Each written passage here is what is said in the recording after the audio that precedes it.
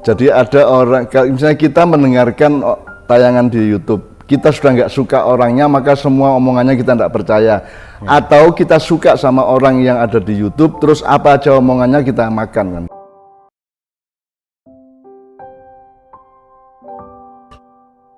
Ini, Mbah. Ya coba kita breakdown ya. Iya.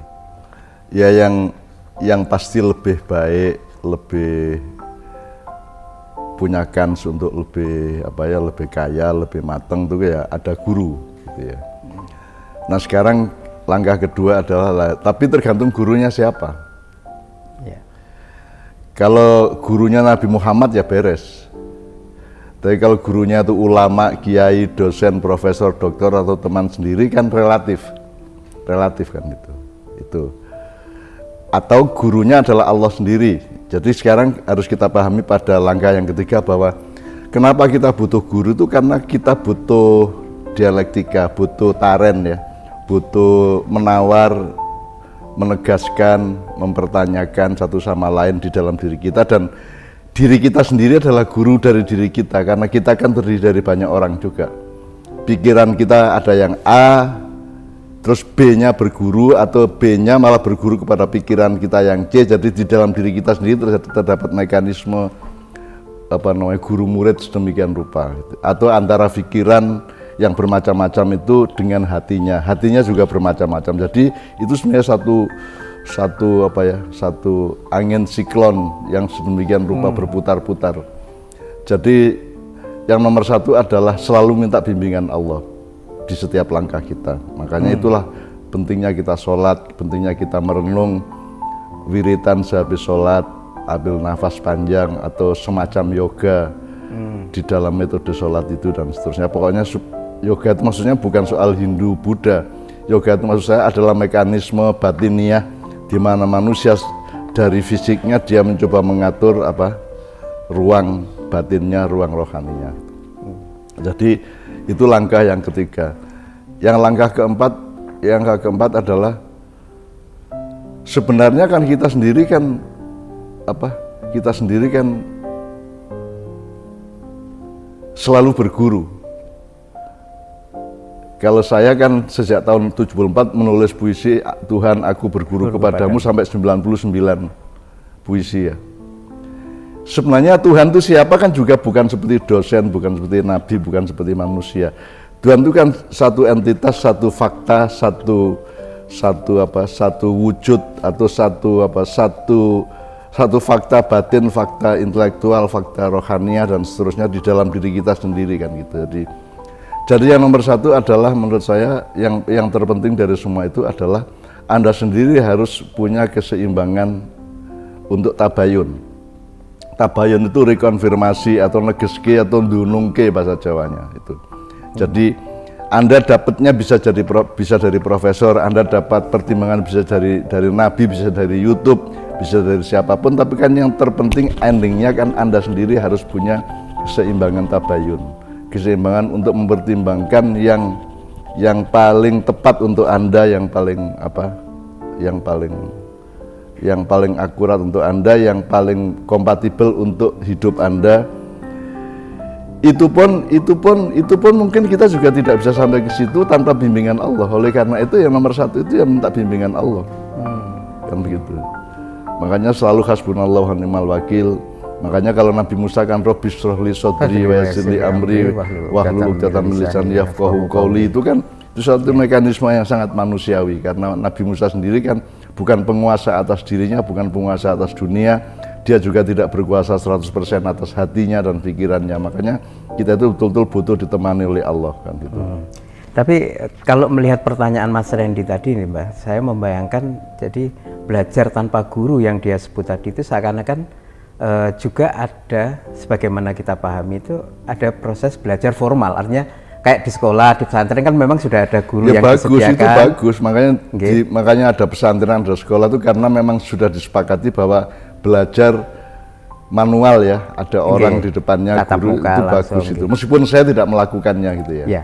Nah, Mbah Nun juga pernah menerangkan dalam salah satu pertemuan itu bahwa pengertian lain dari guru adalah orang yang kepadanya kita itu belajar darinya. Jadi kita dia memang tidak menyebut dirinya guru, tapi kita mendapatkan sesuatu dari beliau. Nah, ini barangkali juga relevan. Iya, jadi kita kembali kepada mungkin epistemologi atau pemahaman dasar kontekstual dari yang namanya belajar ya. Jadi kalau dalam Islam ada namanya murid. Murid itu orang yang menghendaki, konteksnya ilmu gitu ya. Makanya disebut murid. Makanya gurunya seharusnya murad. Gitu, murad.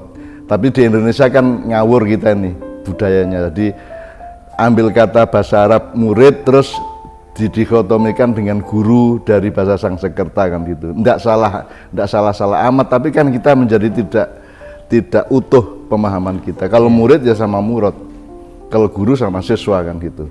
Iya. Dan seterusnya. Jadi nomor satu, kita sendiri harus jadi murid.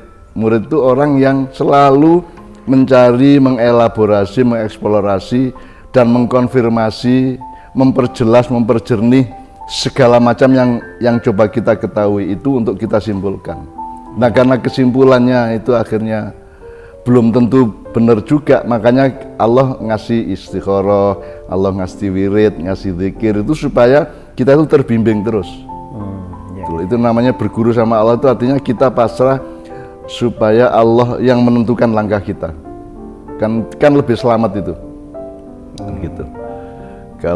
Kalau kita sendiri kan sehebat-hebatnya kan tidak tepat-tepat amat lah gitu.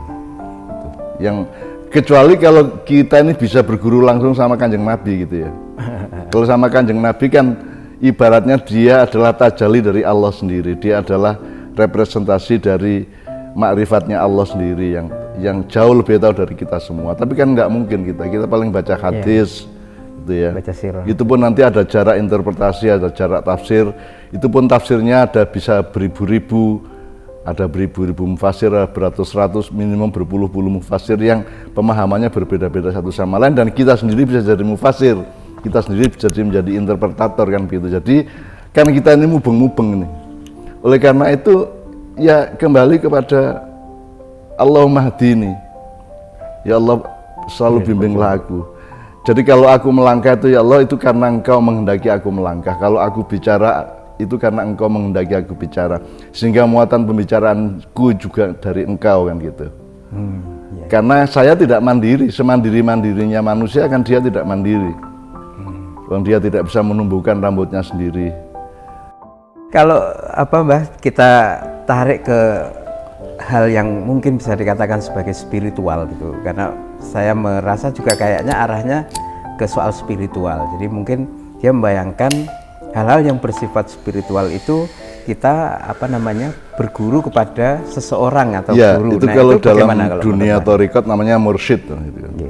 Jadi mursyid itu adalah pembimbing, seorang salik, seorang pejalan thariqah atau perjalanan ilmu batin sedemikian rupa.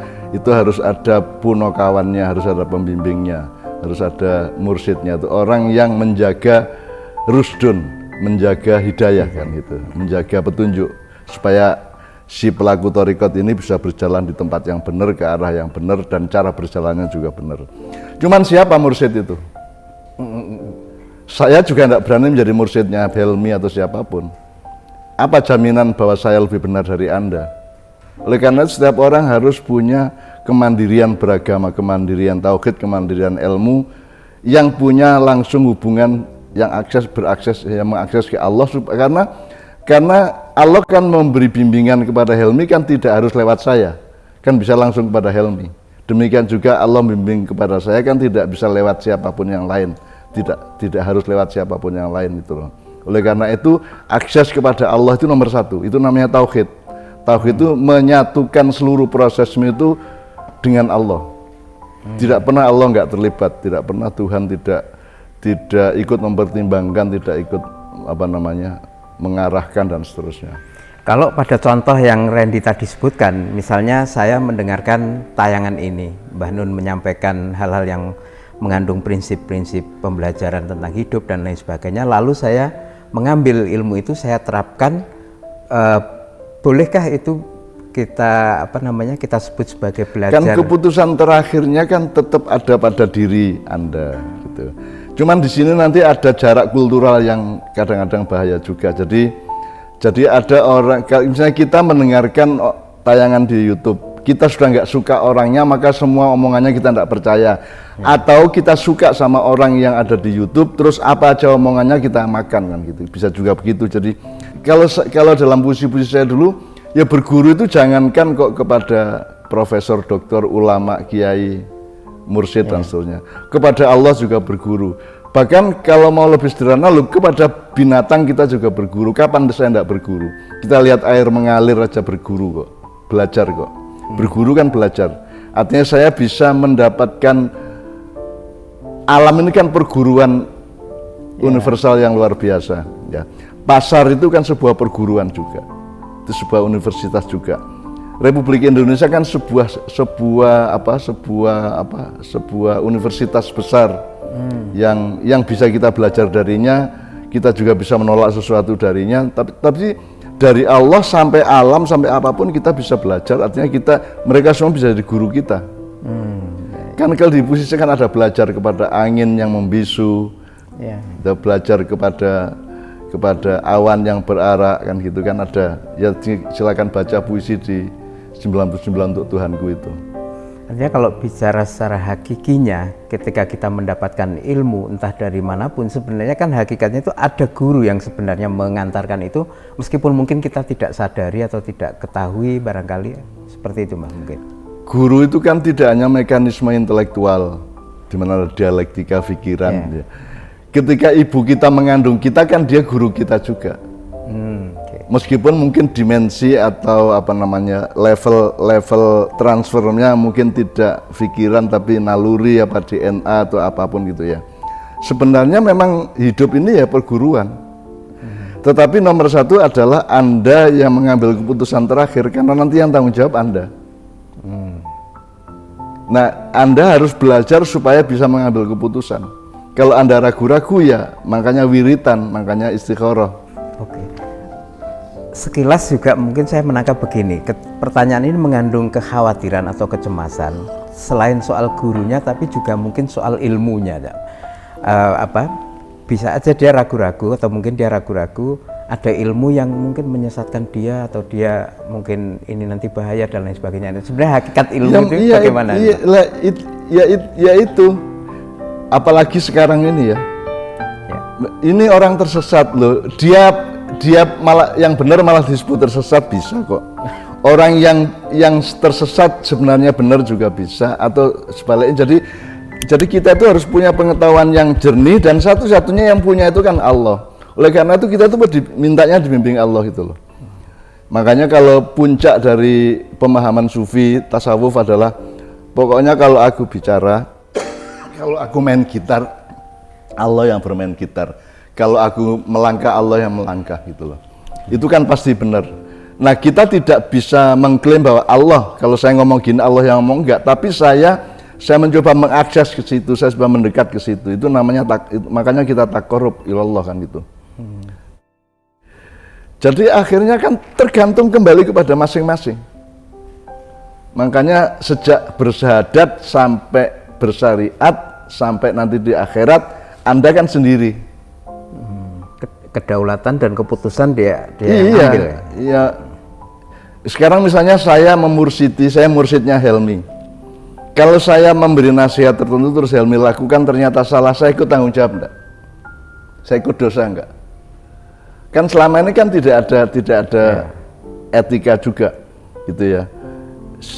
Sekelompok orang punya mursid, terus nanti ternyata langkah-langkahnya tidak tepat-tepat amat secara ilahiyah gitu ya. Nah, dosa enggak itu mursyidnya?